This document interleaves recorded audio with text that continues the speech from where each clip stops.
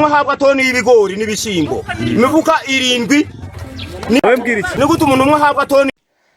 Reka nkomeze kubifuriza kugira ibihe byiza cyane. Rero abe ni bamwe mu baturage baturiye mu karere ka Nyamasheke aho mu murenge wa Nyabitekeri, bavuga ko rero hateye amapfa namwe murabizi, ariko ngo kubahabwa ibiryo rero babihaye bagiye babitanga mu buryo abaturage bamwe batabyishimiye, bamwe barabibahaye abandi ntibabibona. Urumva nk'uko abaturage bagomeza babigarukaho mu majwi dufite. Reka mukomeze mubumve abo baturage agahinda bagaragaje. Ibigori n'ibishyimbo imifuka 7 y'ibishyimbo none ubu bari kubigurisha. Ngiye kuzayifungirwa imbonye umuntu aje kugurisha umufuka nimugoroba, ngiye nk'umunyage mutera umugeri mu gatuza, ngiye nk'umunyage cyangwa se nk'ubitirwa ngaho eta majori huri kandi mfite iri mu ijuru. Nta nisunguru noro yuretse nkagira inka ngiye mfite kandi mfite inzara reba iyo manga mfite,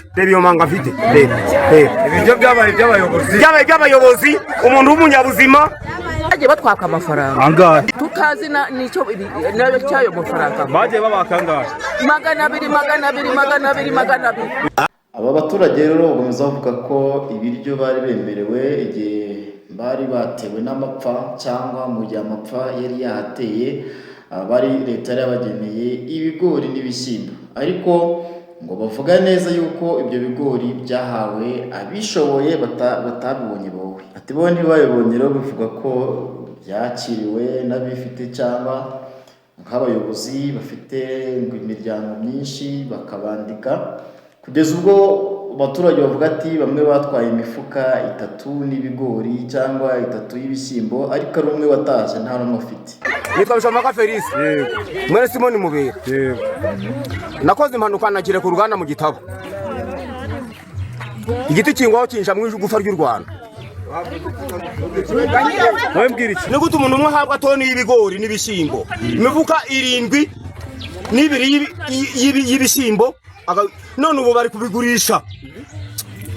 Ngiye kuzayifungirwa imbonye umuntu aje kugurisha umufuka nimugoroba, ngiye nk'umunyage mutera umugeri mu gatuza, ngiye nk'umunyage cyangwa se nk'ubitirwa ngaho eta majori huri kandi mfite iri mu ijuru. Nta nisunguru noro yuretse nkagira inka ngiye mfite kandi mfite inzara reba iyo manga mfite,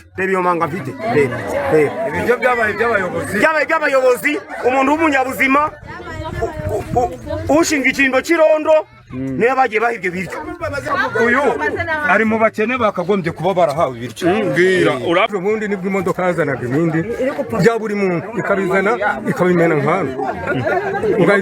Mbona ari ubuyobozi bubi kuko ntibwegeze budukoranya ngo butugishe inama y'ukuntu ibyo biryo niba bije ukuntu tuzabifata, ahubwo baragiye babikorera iyabo nama, noneho ibiryo babihereza n'abatagombaga kubifata.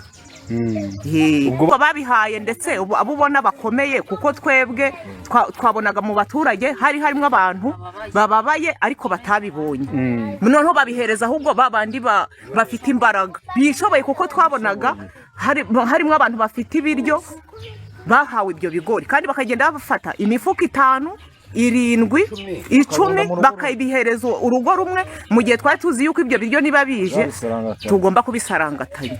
Umva reka nkubwire, n'ahantu nari nahinze utwaka, nari nahinze utunyobwa, turanduye nduhereza inka kubera yuko twari twapfuye twose, n'utugori twari turimo twose nduhereza itungo nari ifite. Niwe mu bantu bagomba guhererwaho, niwe ari mu bagomba guhererwaho. Ntabwo tureshya izuba ibiza byaje ahantu byaje kwese, ntawe imvura ya sosiyale, umuyobozi w'umudugudu na komite y'umudugudu nibo bafashe ibiryo kandi sibo bari babikeneye. Wenda tugiye mu naringe ngewe wasanga ntababaje cyane, wenda ahubwo ikibabaje nuko abakene babihaye abatagomba kubihabwa.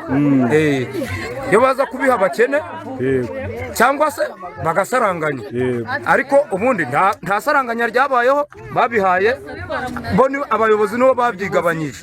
Gusa bamwe mu baturage banababazwa nuko buri muturage yagiye yaka amafaranga 200 ibiceri 2 by'ijana by'amafaranga y'u Rwanda kugira ngo bazayahe ababaza kubikorerera ibyo bishyimbo. umva agahinda bakomeza bavuga. umwe yatangaga amafaranga yo kubyikorera waba ushonje ugafata umuzigo ukabura kurwana nabyo ubizana mu rugo ugakodesha imodoka bishatse kuvuga ngo byahawe abakene barabihora niko binahora binagenda uyu uravuze ngo niko bagiye batwaka amafaranga angahe tutazi nicyo nayo cyayo mafaranga bagiye babaka angahe 200 sinabuze umuntu ngenda bandenze ko babihe n'abakiri kubera iki twabahaye n'amafaranga yatumye. twifuzaga ko twabona ubuyobozi bwatwegera nyine ubuyobozi bwatugira inama kuko twabonye ibi bintu byakozwe bitaregeze bijyamo gusa umuyobozi w'umurenge ntabwo avuga rumwe n'abaturage nk'uko Harerimana Naftali we avuga icyo bagendeyeho batanga ibyo biryo. Uko bivuze ibyo byaratanzwe kandi ntabwo byahawe abaturage bose b'umurenge.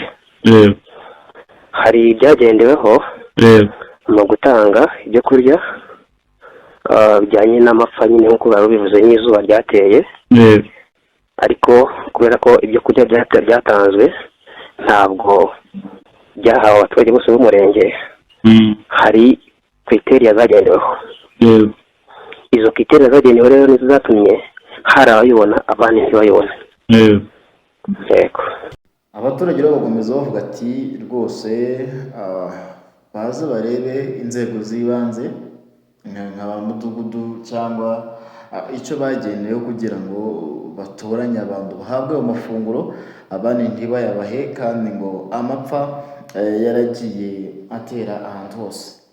Numva ko ni ikibazo gikwiye gukurikiranwa kuko ntabwo ari ibintu byiza, ni ibintu biba bibabaje cyane kuba abaturage bahabwa amafunguro noneho abandi wowe bakayakoresha icyo bashatse cyangwa leta yabagenera amafunguro abandi bakaboneraho kubyikwiza cyangwa kubikwirakwiza mu miryango yabo. Urumva ko ni ibintu biba biteye agahinda cyangwa n'isoni, ni ibintu biba bitumvikana nyine kuntu bamwe babyikubira abandi ntibabibone. Urumva rero bagezeho bakazajya baka n'umuntu amafaranga 200. Urumva ko na ruswa zahajemo, ariko ni ibibazo abaturage bagomeza bahura nabyo, ariko ntabwo byagakwiye kuba gutyo. Nimba umwe bamuhaye imifuka 3 undi akaza bakamuha ikiro kimwe, urumva ko ni ibintu bitari byiza cyane. Kandi icyo tubona ni uko amapfa yateye umurenge hose, nta hantu wigeze urobanura. Bakanavuga ati rero hari abo babaye cyane, abo ngabo nta kintu bigeze babaha, ugasanga nk'uwari ubikwiriye ntabwo babimuhaye ahubwo babihaye undi udakwiriye. Gusa inzego ziri hejuru ya za mudugudu bajya bamanuka hasi kureba, kuko iyo ibintu bije bwo gutyo ba mudugudu bakunda kwikubira cyangwa ntibamenye ko nyine ku bubasha bafite batabukoresha mu nyungu zabo bwite gusa. Urumva ko rero inzego z'ibanze zagakwiye kuzajya zihabwa amahugurwa. Urumva ko rero abaturage ntabwo bari kubyiyumvisha, urabona ko basa nkaho nyine bari kuvuga byinshi, ariko iki kibazo inzego zireba zagenda zigikurikirana, kuko nituzajya tumenya uko byifashe tuzajya tubabwira. Aho hari mu murenge wa Nyabitekeri, aho mu karere ka Nyamasheke mu ntara y'Iburengerazuba, aho amapfa yateye uwo murenge, izuba rikabije cyane.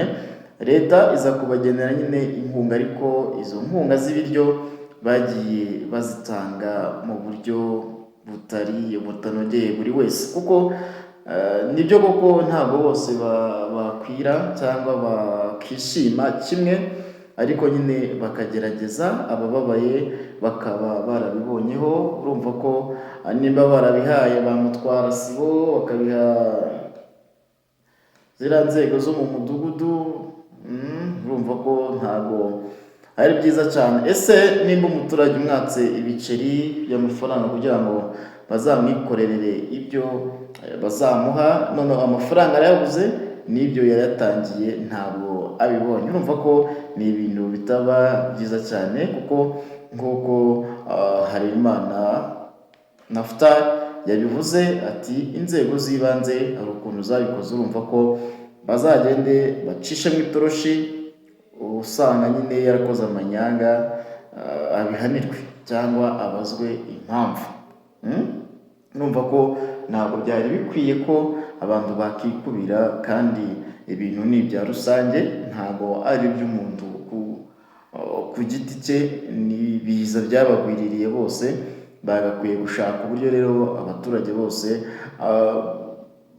babonaho, cyangwa abaturage bose babona ko ibyo biryo cyangwa nabo bakishima. Kumva ko ntabwo nyine babyishimiye, bamwe ntabwo babyishimiye, banavuga ko rero babigurisha ibyo baguhaye byo kurya, uragenda babigurishe kandi ntibigurishe ku giciro gito. Reka tubashimire rero, amakuru nagaga